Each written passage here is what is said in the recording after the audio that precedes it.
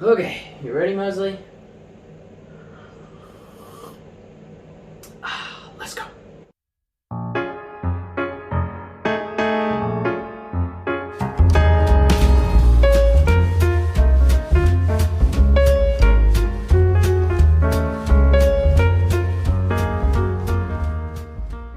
What's up, guys? Let's dive right in. This is the second video of the series Coffee Talks. Today I'll be talking about my first single, COVID-19.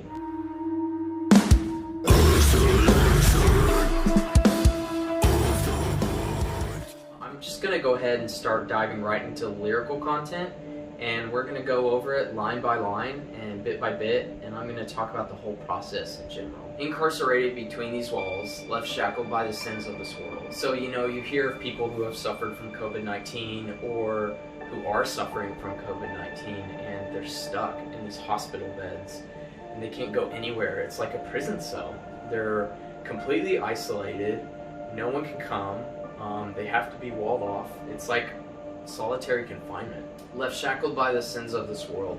It's not that these particular people are bad and they deserve to have the virus, because they did a sinful thing. Sin is now in this realm. Everything that's twisted and wrong and warped and just really evil, that's part of that. The virus doesn't care who it picks. It's just going to pick whoever it can to try to survive. The next line is rotting in this bed with no hope at all, left struggling for a breath of air. This is also kind of self-explanatory, but really the idea is just a person rotting in the bed, in a hospital bed, having no hope day after day, and then left struggling for a breath of air. They can't breathe. Next line is rounded up like cattle. They will say it's handled.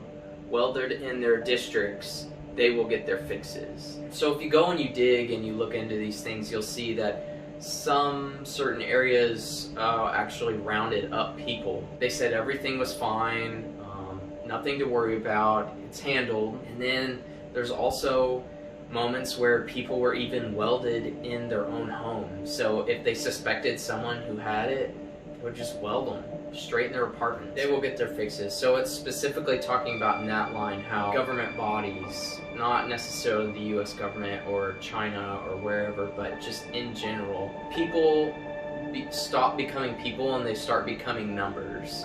They start to monetize these people, and they start to get their fixes off of this pandemic. Or even with the media, all of a sudden it's no longer, wow, look at these people, but it's like, what can we do to get clickbait? Obviously, that's a very pessimistic look at it. I don't want it to sound like I'm completely being negative about the situation, but you can view it in that light. You will bite their bullets, they will not endure it. So this line is specifically talking about the inequality when it comes to handling pandemics. Even look at studies. They've recently done this where they've looked at middle class and upper class white Americans, and then they've looked at impoverished Latino or black or African American. The white upper class and middle class got more aid than the impoverished individuals. So bite the bullet's an idiom for, grit through it, and I don't have to endure it. Then it jumps into the chorus. Isolation of the mind, counting time until we die. Isolation of the mind, counting time until we die. The chorus is a bit more personal for me. I'm not sure if I have full-blown OCD or if I have just extreme anxiety. I know I have OCD tendencies. I'm getting real personal with you guys, I'm sorry. The isolation of it is very comforting because then I don't have to deal with germs and I don't have to deal with people getting me infected. You feel very isolated and alone from everyone else. Counting time until we die, that specifically deals with like, when is it going to be my turn to catch this virus? When is it going to be my turn to go? My neighbor got it. My friend got it.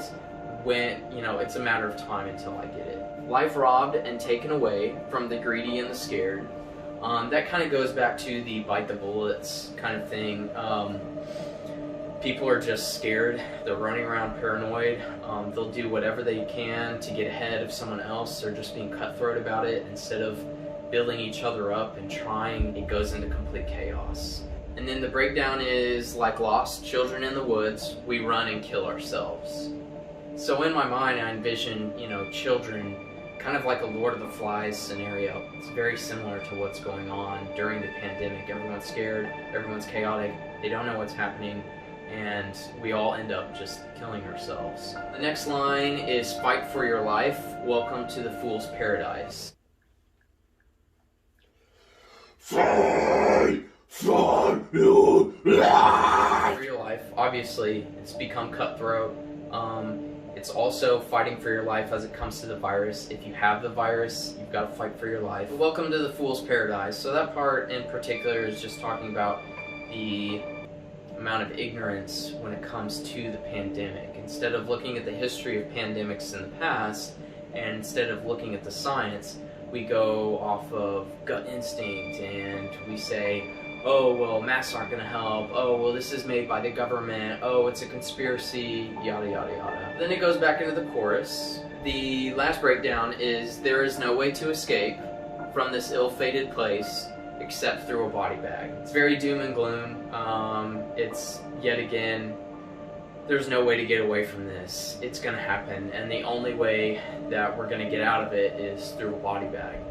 And then we end it with the chorus. So that is COVID-19 in a nutshell. This is something else I want to say real quick before I end this. COVID-19 is a horrible, horrible virus. All viruses are horrible. They're just these pieces of RNA that go, and their sole purpose is to just reproduce. And that reproduction causes other things to die. And with death comes sorrow. I think it's an understatement to say that the world is experiencing an immense amount of sorrow. This song, and particularly the way that I wrote it, is a venting or frustration. Obviously with COVID-19, it's a multifaceted system. Any scientist worth their weight in gold knows this. This song is just looking at pieces. It's not the entire view, or even my entire view on what's going on with COVID-19. It's just bits and pieces that have caught my attention and that I was able to vent through this song.